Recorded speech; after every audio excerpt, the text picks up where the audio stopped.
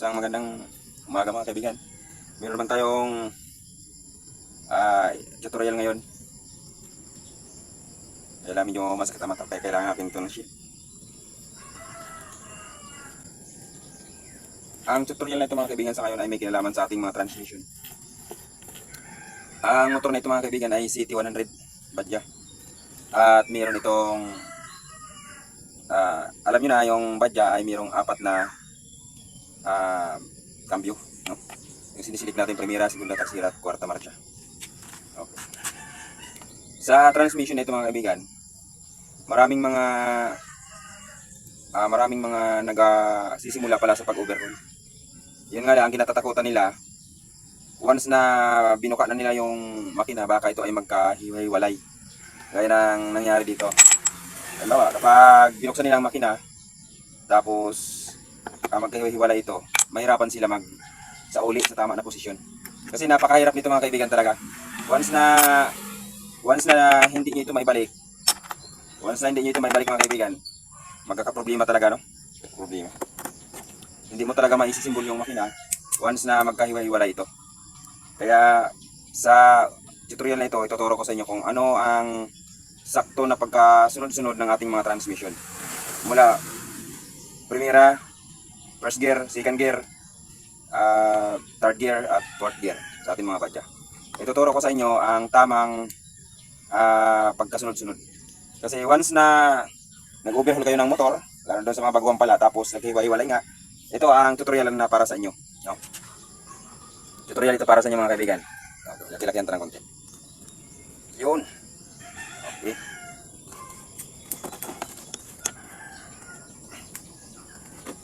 Yun.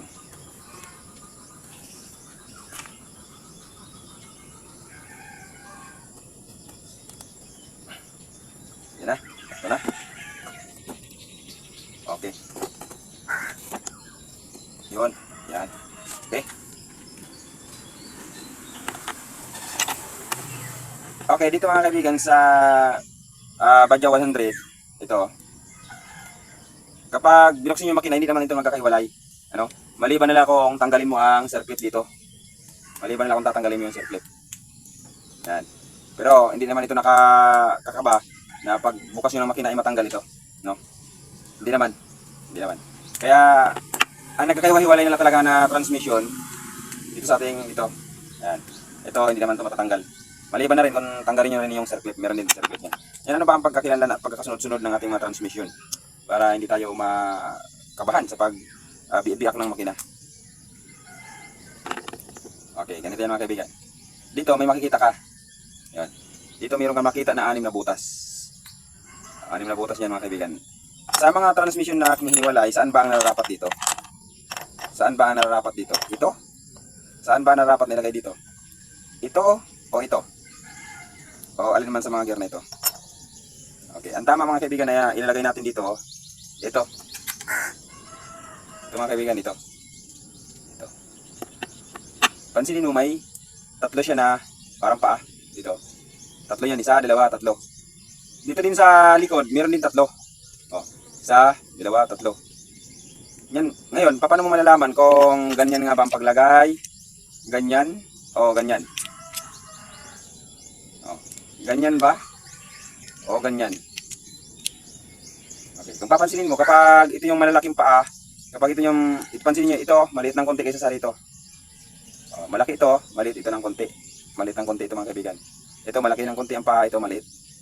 Ngayon, kung itong maliit ang paa ay ipinasok mo, sakto. Sakto mga kaibigan, sakto lang. Oh. Pero kapag ito ang malaking paa ang nauna, na ganyan, malalaman nyo naman, hindi sila akma, hindi sila sukma, hindi sila sakto. Hindi. Kaya ang naangkop mga kaibigan, itong mga maliliit ang paa. Ganyan. Okay, ganyan. Okay. Ngayon, dito sa gear na ito mga kaibigan, malalaman nyo naman ang para dito sa butas na ito. Merong butas ito na tatlo. O, tatlong butas. Isa, dalawa, tatlo. Ngayon, ang paa na malalaki na tatlo, ito yung angkop dyan. No, angkop. Yan yung angkop sa ating gear. Ayan o. Okay.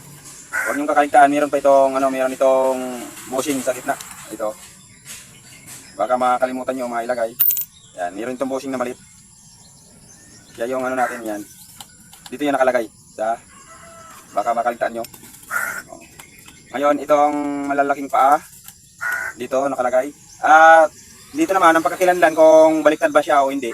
Malalaman niyo na naman kasi yung pailalim flat. Flat mga kaibigan, flat. Yung pailalim pa ganyan. Flat. Andito sa likod, flat siya. Flat. Samantala dito, ano siya? Medyo palalim. Malalim siya mga kaibigan. Huwag itong babaliktarin. Kasi kapag nabaliktad yung paglagay ganyan, pag nabaliktad yung ganyan, paglagay, hindi masisira itong ating buong makina. Baka pilitin nyo na higpitan, baka mayroong malusod dito kaya masira ito, kaya magkaroon dito ng crack. Kasi hindi sila nakalapat ng maayos. Kaya napakalaga na alam nyo ang paglagay ng transmission. Kaya ang tamang paglagay ay ganyan. No? Yung malalim, yung flat pa ilalim, ito ay ganito. Okay. Yun, good na yan mga kaibigan. Dito na naman tayo sa kanyang kapartner. Okay, dito hindi ka naman masyado mahirapan dito mga kaibigan. Kapag isimbol nyo na itong para dito sa ating main drive, ito na lang natitira. Okay. Dito meron kang makita na 6 na paa.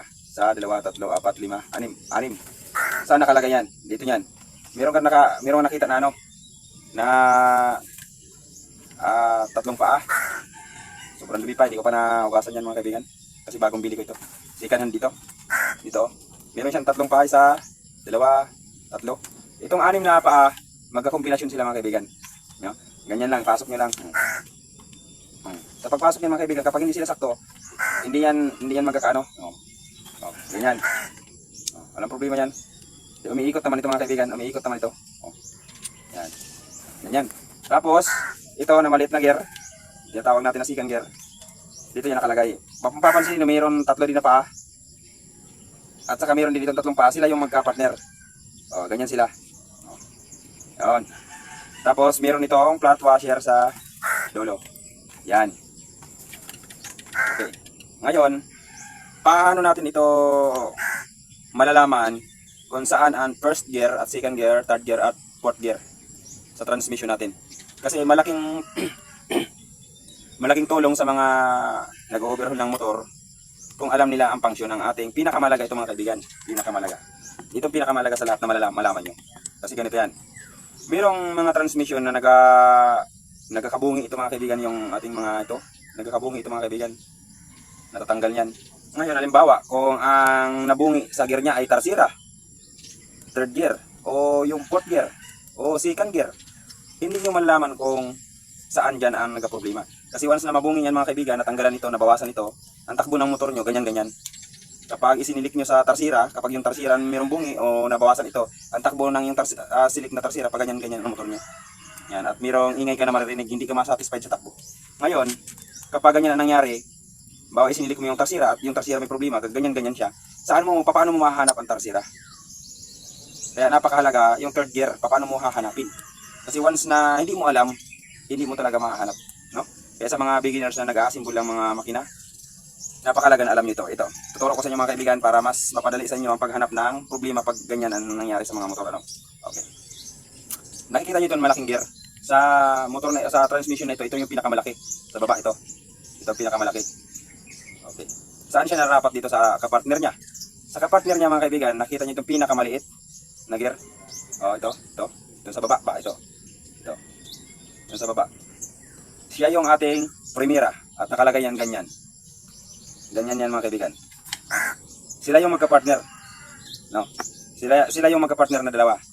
Itong malaking gear at saka nito, sila yung magka-partner. Yan, sila yung magka-partner. Okay. Gaya ng sinabi ko kanina, ito ay primera. Yan o, primera. Ang katapat ng kapartner ng primera, itong maliit dito sa atin, dito sa ating clutch. Sa may clutch kasi ito mga kaibigan. No.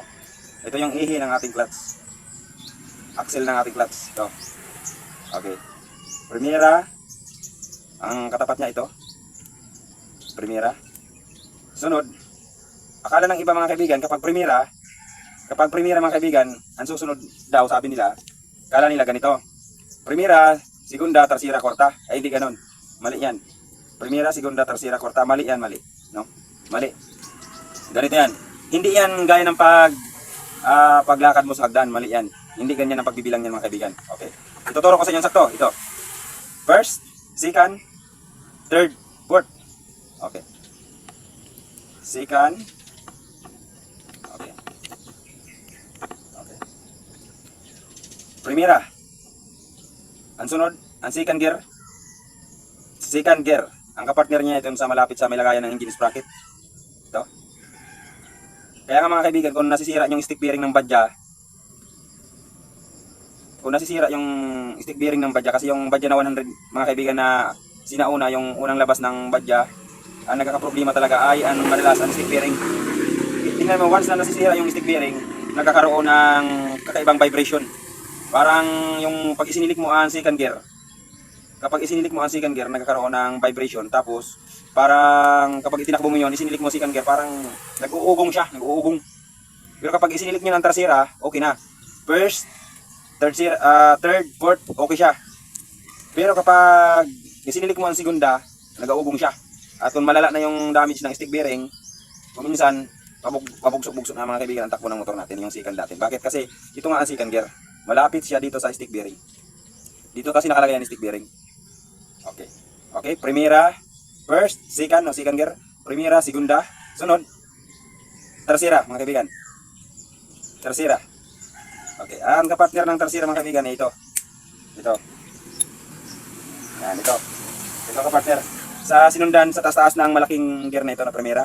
So, dito, ito. Yan, ito mga kaibigan. Yan, at yung makita. Ito siya. Ito yung tersera natin. Tersera. Okay, ang fourth gear. Paano mo malaman ang fourth gear? Ang fourth gear mga kaibigan, ito. Ito. Yung fourth gear natin. Ito. At ang katapat niya, ang kapartner niya, ito. Ito. Kuha nyo na. Okay. Primera, segunda, tersera, kwarta. Ang kapartner ng kwarta ito mga kaibigan. Ganyan sila.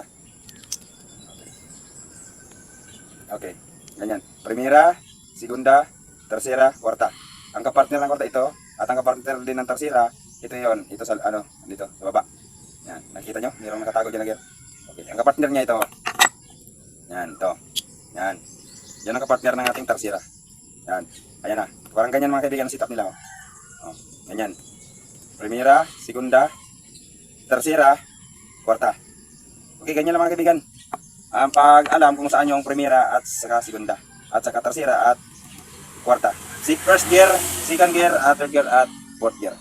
Kaya maraming salamat sa panonood, no? Maraming salamat sa walang sawa sa mga subscriber natin dyan na nagsubaybay ng ating mga upload. Maraming salamat. Kaya pag sa'yo na subscribe lang, kung okay lang, tapos like na at share. Okay, maraming salamat.